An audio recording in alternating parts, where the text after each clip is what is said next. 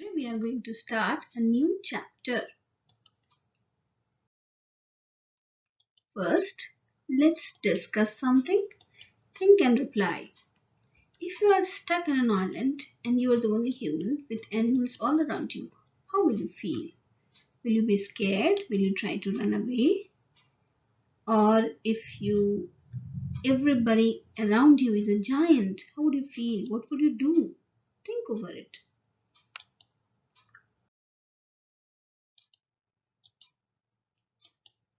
Can you read this? What's written here?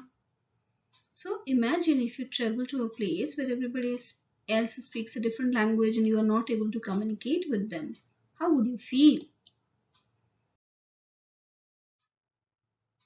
Do you know these people? Vasco da Gama, Christopher Columbus. Who are these? They were explorers. They ventured and went to strange lands they knew nothing about and did scary sea journey. What fueled them and what prompted them, what motivated them to do this? The desire to explore and find new places. These are explorers. Now, our story is related to sea journey. Yes, you guessed it right, Gulliver's Travels.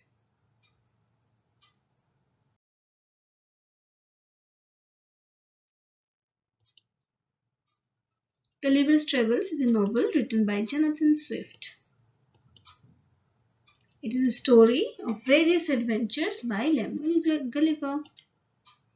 Gulliver, a surgeon from Nottinghamshire, England, is someone who loves traveling. He worked as a surgeon on ships and ended up becoming a ship captain. This story is one of the 4 parts of the novel.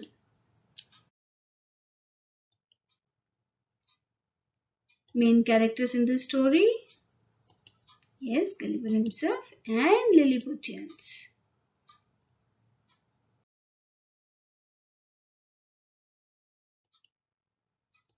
Setting is Lilliput's island.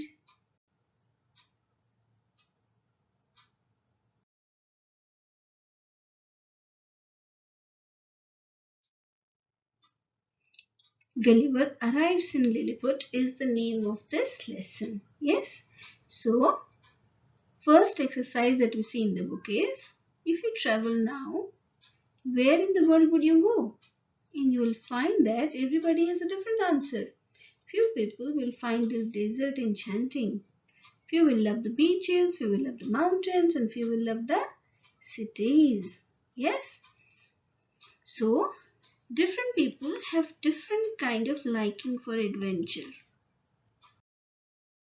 Now, the particular passage that we are going to study in this chapter is an adaptation of an excerpt from the famous Gulliver's Travels written nearly 300 years ago by Jonathan Swift.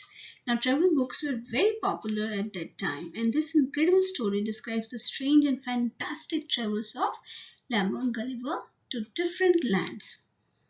Lemuel Gulliver himself is telling the story. As you can see, the first line starts with I.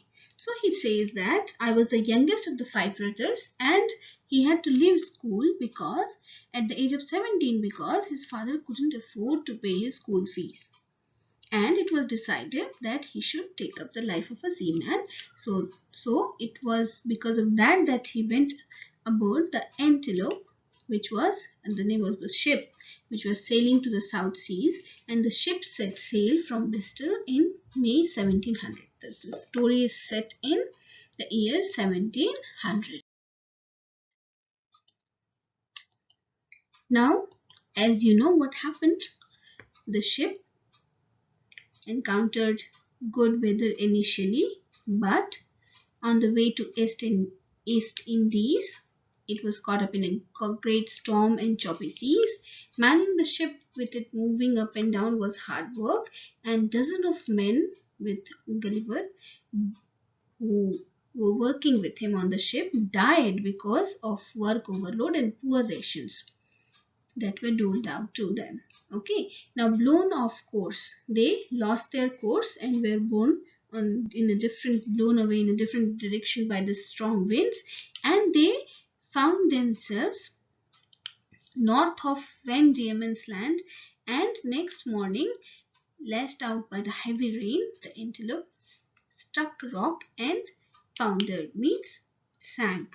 And six of them crewmen managed to escape from the wreck in a lifeboat, and still so great was the force of the gale that the boat capsized, means it turned upside down.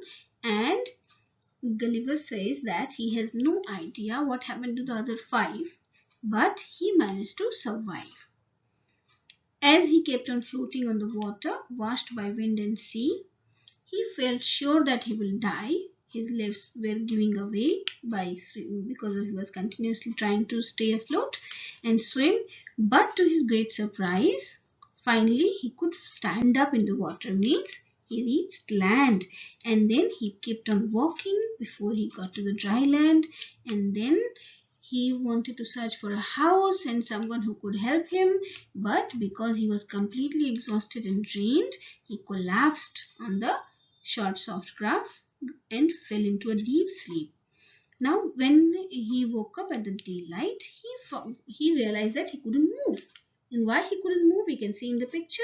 He was lying on his back, and his arms and legs, even his hair, long hair, was held down in the forms of 1,000 strings that were crossed over his body, and those strings were holding him onto the ground, and he couldn't move. What happened next? He couldn't do anything, and he was lying on his back and looking up to the sky. The warm, bright sunlight began to hurt his eye, and at the same time he could hear noises around him. So he felt something suddenly climbing on his foot and started moving up his body. When it came near his face, Gulliver tried to look downwards so that he could see who had climbed on him. So he was very amazed to see a tiny little man. He was not more than 6 inches tall and appeared to be dressed as a soldier. Okay, and then another around 40 men like him climbed on top of him and looked at his face. So he was surprised, and because of that he gave out a loud scream. Yes, and the men got very scared because they were so small. They must have gotten frightened, right? So they jumped off really, and some of them got injured too. But one, who was braver than the rest, climbed back onto his body, and looking into his face, he threw up his arms and in a clear voice shouted something. Others took up to his cry, but of course Gulliver couldn't understand what he meant. But he was brave that he could understand Gulliver. Then, after straining very hard, Gulliver managed to tear open the strings and free one arm. And also managed to raise his head. And he was in great pain because his hair was torn off because of that. And as he reached out to catch some of the little men, they were too quick, they ran off. But suddenly he felt that 1,000 needles were pricking his hand, and soon he discovered, because he was getting up, the men got very frightened and started shooting him with arrows, which started penetrating his eyes too. So he put his hand across his face to protect himself. Then he decided that it was the wisest strategy to just be quiet and wait till nightfall, so that he could easily and quickly free himself, and they will be not able to see and shoot, so that he will not get hurt. Okay, and he understood that these small people cannot harm him much, but if I try right now, they will feel scared and then they will attack me. So when he quietly lied down and they stopped moving, they calmed down, those little people, and they stopped shooting at him too. So we can understand that those were good people. They were not trying to hurt him unnecessarily, just were scared of him. That is why they wanted to control him, because they didn't know what he could do. Okay. However, by the increased clamor, he realized that the number had become greater. More and more Lilliputians were coming. Okay, now hearing sound near his ears, he turned his head and saw some little men were erecting a platform about 18 inches high. And when the platform was completed, 4 little men got onto it, climbed up, and then one of them appeared older and some was somewhat higher. His height was a bit more than the other three, and he wore a beautiful cloak around his neck, and the cloak was held above the ground by the tiny little boy standing behind him. So the man in the cloak said something in a clear, loud voice, and immediately a large group of Lilliputians, the little folks, came around and near his head and cut the strings which were tying Gulliver's hair down.